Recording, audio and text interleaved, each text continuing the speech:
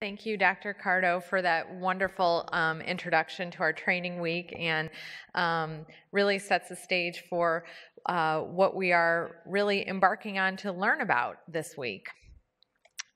For those who don't know me, my name is Maggie Dudeck. I'm the epidemiologist, and I'm the lead for the NHSN Methods and Analytics team in the surveillance branch of DHQP.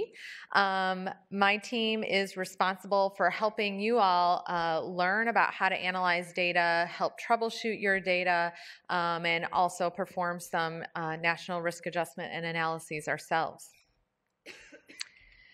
So my goal for today is by the end of the next 30 minutes, I'm hoping that you'll all be able to describe a little bit about the history and the current status of the NHSN rebaseline, and also understand the high-level aspects of our new risk adjustment methods and models. So I really want to consider this a warm-up for what you will be hearing over the course of this week about NHSN analysis and the new risk adjustment. And so it's really going to be some overarching analysis and implementation methods for the new baseline and the reasoning behind some of the changes that we made. So some of these things are meant to address those questions that you probably have or would have during the later presentations, and we just want to address them right up front. So I'm going to give you a brief history on the rebaseline. It was a few years in the making, so I don't want to take you all through that. But I do want to first define the term rebaseline. It's something that you've probably heard a number of times. You've probably heard about 10 times from me already this morning. In essence, it's our term for the process of determining a new baseline year, as well as the assessment and employment of new risk models for the calculation of SIR. So that's the rebaseline in a nutshell. We did begin planning for a new baseline in 2014, and that was when we determined that the year 2015 would be a new baseline year for SIRs. In 2015, our preparations really started. We started educating. You probably, if you've been with NHSN for a few years, that's when you probably started to hear some communications in our newsletters and trainings. We defined our implementation process, because when we analyze data at the national level, the NHSN data, we want to make sure you have the ability to use those data as well. So implementing is a big piece of what we're about to embark on. We did a lot of data quality work and other sorts of pieces to help us get prepared. In 2016, that was considered our analysis year. So once the data for 2015 had been reported, we embarked on the in-depth analysis, looking at preliminary models, final models. We did some statistical validation and then worked on implementing those models into our NHSN application, as well as in other programs at CDC and with our colleagues at CMS. And now that we're in 2017, we're in the process of ongoing education. We still have some things that we need to implement. We're working on the production of manuscripts, and we're in the process of actually using these data on these new models. So I've shown this grid a few times. You've probably seen it before. I'm calling this our rebaseline 200. We had approximately 200 models that were developed at CDC during the rebaseline alone. Each of these check marks represents where a model had been ultimately developed. You can see that we did split this out by setting. So acute care hospitals were analyzed separately from critical access hospitals, long-term acute care hospitals, and inpatient rehab facilities. And you'll learn this week that inpatient rehab facility data does include those IRF units that are within the acute care hospital. Of course, we analyze these all separately by HAI. We also have standardized utilization ratios. You'll see that as SUR. We don't have those available for use yet, but the models are done. And then all of our SSI models, not only are they split by age category, so adult versus pediatrics, but they are separate models for each procedure category, which is very similar to what you've been using before. And we've got different model classes. And you'll be learning more about the SSI data on Thursday during Rebecca's talk. So I did want to take a little bit to talk about the basis for using SIRs, because you'll be hearing about SIRs a lot this week. I have the formula for SIR at the top. It's the number observed divided by the number of predicted. That does not change. In essence, the SIR is a risk-adjusted composite measure. Basically, that means that we can take data at a granular level, risk-adjust it, and scale it up to the level that we need to analyze, whether that be for your entire hospital, state, or even the US as a whole. Also, if we did not have the SIRs, we would be forced to produce something like location-specific rates for our device-associated infections. And when when other programs need those data for public reporting, such as your state health department or CMS, producing data by location-specific rates would get a bit lengthy and also difficult to interpret for the general public. But when we use the SIR, it does require that we use something called a baseline. So that means we can measure progress from that point in time moving forward. But we do keep that baseline static for a number of years. So if you've been using NHSN for a while, then you know that we've been using baselines that go back all the way to 2006 to 2008. But of course, we know we have to update the baseline at some point. There's not really a set standard on when you do this. So a decision to update a baseline for measurement like this could be determined by perhaps, in this case, surveillance definitions and HAI surveillance definitions and protocols. Maybe it's related to policy-making decisions. So there's a lot of different decision points in that process that gets us to a point where when are we going to actually make that move to update the baseline. So the cat's been out of the bag for a while now. Calendar year 2015 is the new baseline that we're using. And so throughout the week, when the analysts begin talking about the SIRs and the risk adjustment methods for some of these SIRs, they will be referring to the new 2015 baseline and the new risk adjustment and risk models that are being used. Sometimes we're asked if the baseline will be updated every year. We're asked this sometimes internally, sometimes with other partners.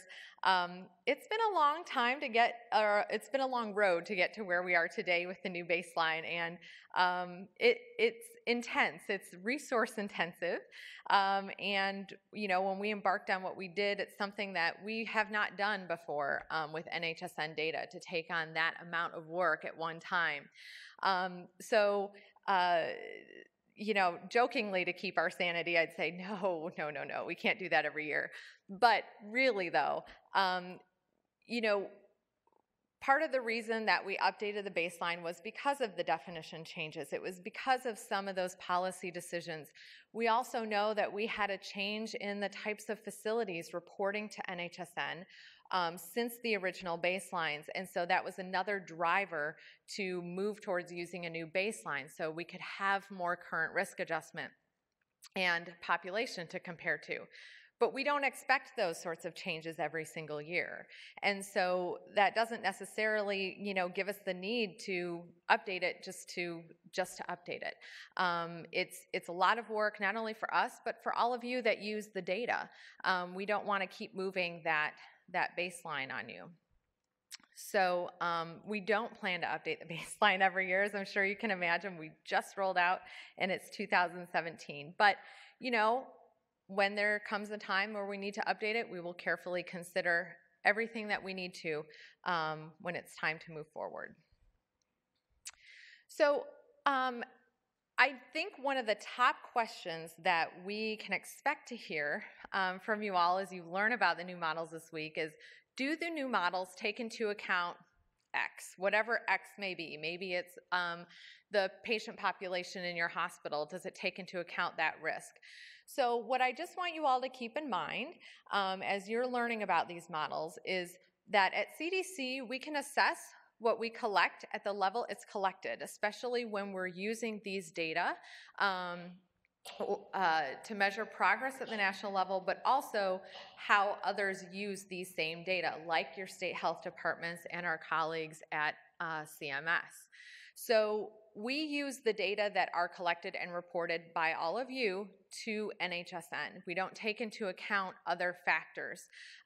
We do this because we have a system where we can control and maintain those surveillance protocols that are used to report data to NHSN. So if it's a factor that you don't enter on a survey and you don't enter in your monthly denominators or on the patient level, then we don't risk adjust for it because we don't have that information available to us. Another thing to keep in mind is that our risk adjustment is performed at the national level using all the facilities that reported to NHSN throughout the US during that time period. So what we see at the national level may not exactly describe what you're seeing in your specific hospital, but keep in mind we're taking into account everybody that's reported. Also, not all of the factors that we collect were found to be statistically significant, and therefore not every potential factor was kept in the model, okay? And you'll notice that some of those significant factors differ depending on the HAI and/or setting. So when we think about something like surgical site infection and all the different procedure categories, there's a lot of information collected on that procedure denominator. And while we did assess all of those factors for every category, not all of those were found to be significant predictors of SSI for that type of procedure, okay? So you'll learn to find out that that the factors are going to be different. Even though we may collect them all the same for all those different procedure categories, they're not necessarily all significant for that type. I also want to take a moment to talk about our modeling approach for the rebaseline. We did use in-plan data only that were reported to NHSN for the entire calendar year that were reported to us by May 16th of 2016. We used that date because it was the Q4 deadline for CMS reporting, and so we felt like that represented the most complete data available to us. We did include facilities from all states, territories, and DoD installations. We did work with our colleagues throughout the division to make some decisions ahead of time on what factors should or should not be considered potential risk factors in the models. So if we're looking at something like long-term acute care hospitals, and we say, this is all the information we collect on the survey data, are there any elements here that maybe are not appropriate for risk adjustment because maybe they don't make epidemiologic or clinical sense, or maybe we don't want to give those facilities pass because it doesn't make sense to risk adjust on those factors. So when those decisions were made, we applied it across the board for all models. I already mentioned we did a lot of data cleaning, we did some outlier detection work, and we really worked as a team. We had 9 lead analysts that worked on all of those models, and we made sure that we applied those consistent methods and an analytic approach to those models. Now, you've heard me say 2 things. One, not all the factors are the same across all models, but we remain consistent with our methods. So I do want to take a moment to kind of explain the consistency when I talk about methods versus models. So consistency in the methods means that we all started and working on the modeling in the same way. We followed the same stage-wise approach. We all applied consistently some outlier detection methods on the factors that we were looking at. We all decided ahead of time what factors should not be considered for the models.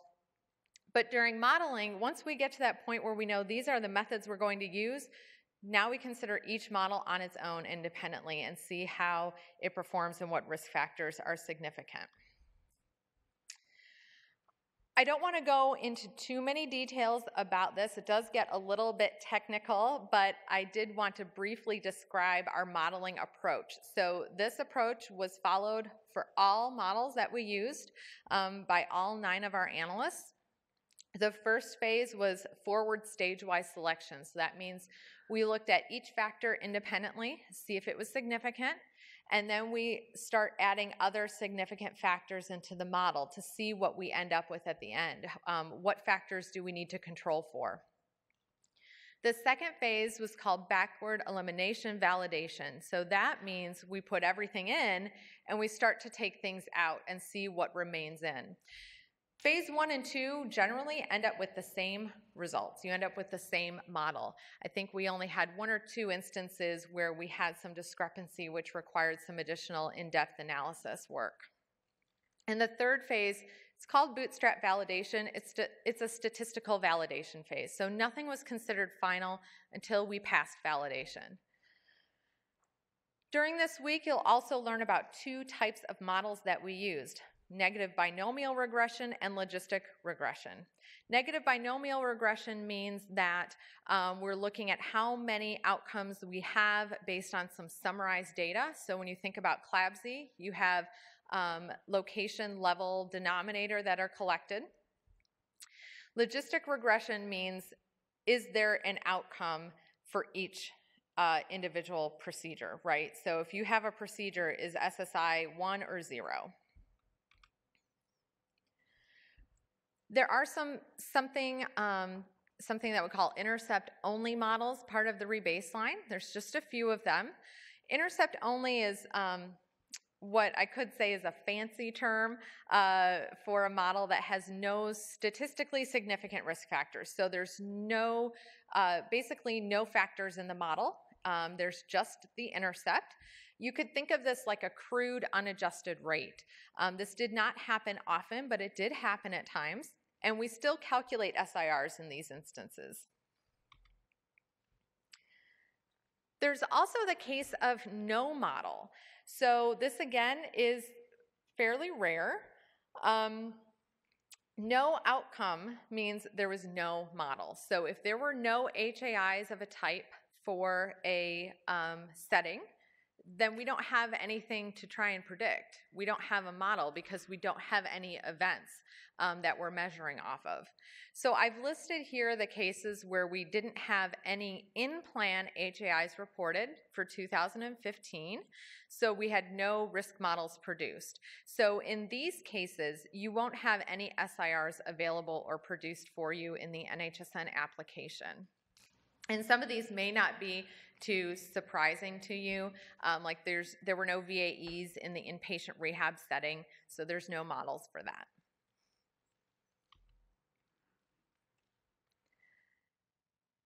Also, let's talk about moving beyond pooled mean rates and device utilization ratios. So I don't want to completely put pooled mean rates and DURs to the side. These are still useful pieces of information when you're analyzing your NHSN HAI data. But at the national level, we are now relying on SIRs for measuring all of our HAIs. Previously, we had relied on SIRs for SSI data since 2010 and our lab ID data since 2012. So we've never had national rates, pooled mean rates that we've published for those HAI types because we use risk models to calculate the incidence that we've got. But now with the baseline, device-associated data are produced in the same way. So what you'll hear from Zulika this afternoon is how we're using models to calculate SIRs for our device-associated events like CLABSI and CAUTI. So that means we don't have any national pooled mean rates available for these data any longer, and we don't have national pooled mean device utilization ratios. But as a hospital, you can continue to get your own location stratified rates and DURs. Those are still available, those are still useful, and we'll talk about how to use those tomorrow afternoon in conjunction with your SIRs. We're also asked, how have the SIRs changed? Well, there's a lot of things that have changed with it. First is we have more HAIs for which we can calculate SIRs for, like VAE. Previously, we did not have SIRs available for them, and settings than we had previously. So we were able to expand into the LTAC and IRF setting and have SIRs available for lab ID for those settings. We also now have improved risk adjustment over the previous models and methods. Part of that is due to we've got more volume of data coming in from different types of hospitals. We have some different factors that can be considered and were able to be used in these new risk models. We also, because we're using a more current baseline year, that means we've got more current definitions and more timely national HAI incidents that you're being compared to. The SIRs are a comparison to the national data in and of themselves, and now we're able to use more current national measurement. The amount of change in the SIRs does depend on the type of HAI or the setting and your own hospital's experience. So at the national level, we see that for 2015, when we use these new risk models, our SIRs at the national level are right around 1, pretty close to 1, not exactly 1, but pretty close. And your hospital may notice something different, and that's okay because it's based on your hospital's SIRs based on the volume and the types of patients that you see. But they will be different than what you had seen previously under the previous SIRs and baseline. And so with that, I also want to mention that your SIRs using the 2015 baseline should be measured independent from your previous SIRs. So you don't want to run a direct comparison because more than likely, you probably won't be happy with the results. It's quite possible your new rebaselined SIRs will be a little bit higher, but you just don't want to compare them because it's not comparing apples to apples. They would be measurements based on 2 different national populations. But there are some things that have remained the same. We still only calculate the SIR when our predicted number or our denominator is greater than or equal to 1. Again, this is a measurement of precision. We are still interested in looking to lower that threshold, but we're still working on that work and wanting to make sure that if we do move to a lower number, that we make the right decision. The SIR, of course, is still a valuable risk-adjusted scalable measure. It can give you information for your entire hospital, but can also be used for more granular level data. You can still get location-specific SIRs if you want for your CLABSI, CAUTI, and now VAE. We offer the same statistics in the SIR reports that we previously had provided. P-values and 95% confidence intervals, those are still in there. If you run your reports in NHSN, you'll notice it looks very similar. It's just a different baseline. And you can still measure progress from that baseline time period. A little reminder out there, we use this term old baseline. So it's old baseline, original baseline. The original baselines, we've referred to them as baseline set 1. So think of those as like the CLABSI 2006 to 2008 baseline, your 2009 CAUTI baseline. Those SIRs based on those baselines will still run for you through 2016 data. We have moved them to a new folder in NHSN on the output options screen. I believe my colleagues will touch on that. But the point I want to bring up here is that if you're running SIRs using those original baselines, the original rules still apply. So I have 2 examples here. One of them is with mucosal barrier injury, or MBI CLABSIs. So if you're running a CLABSI SIR on the 2008 baseline, the MBI events will still be included in that numerator, okay? And that's because during the original baseline, those would have been reported as CLABSI. When we talk about SSIs, those that are identified as present at time of surgery, or PATOS equals yes, those will still be included under your original baseline SSI SIRs, okay? So just keep in mind on which one you're running. The old rules, they still apply. We essentially did not touch those old baseline reports other than to move them. We changed the analysis data set name. Everything else, all the other rules remain the same.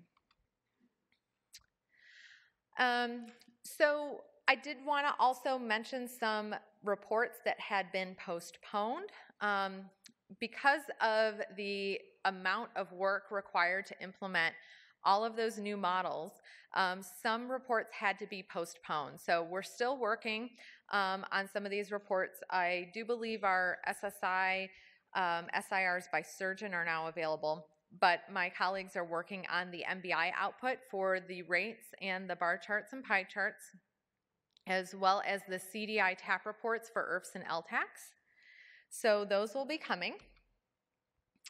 And in the summer, we'll be releasing the device-associated standardized utilization ratios, or SURs, as well as the MBI SIRs. And so we won't be doing education on SURs and the MBI SIRs today, but in time for the summer release, we'll have some educational items available to you all so you know how to use and read those reports. And before I get to questions, I did want to mention, put a plug in for the SIR guide. How many of you have looked and seen the new SIR guide that became available recently? Show of hands. Okay, good. So if you have not yet, I strongly encourage you to definitely take a look at that guide printed out. It's about 45 pages, I think. It does replace what we call the SIR newsletter, and it includes information about the different types of models, the two different models that we use, how we calculate a predicted number using those models, example interpretations of p-values and confidence intervals.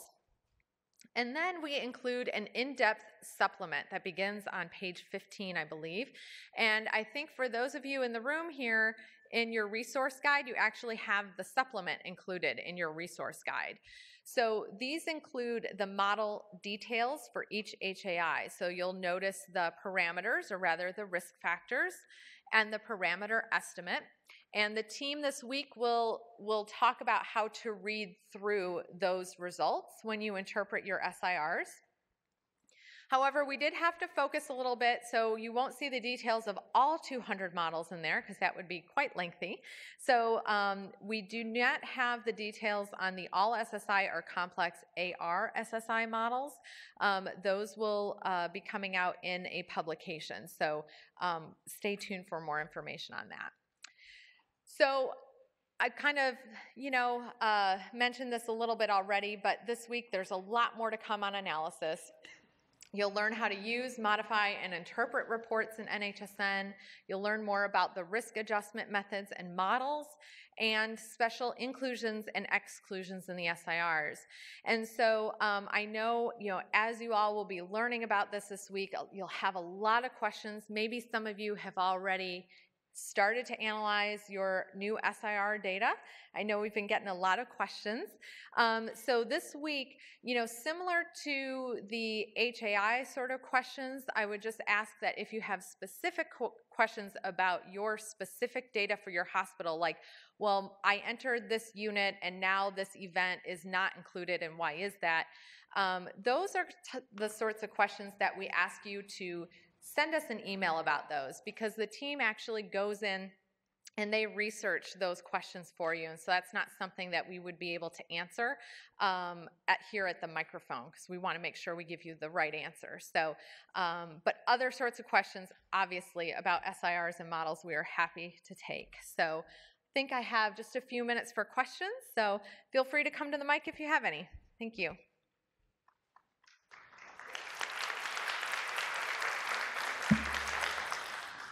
Is this on? Yes. I'm wondering what the rationale is for excluding outpatient surgeries from the SIR? That is an excellent question. So the outpatient procedures, And I'm going to have to probably lean on Rebecca because we just talked about this last week.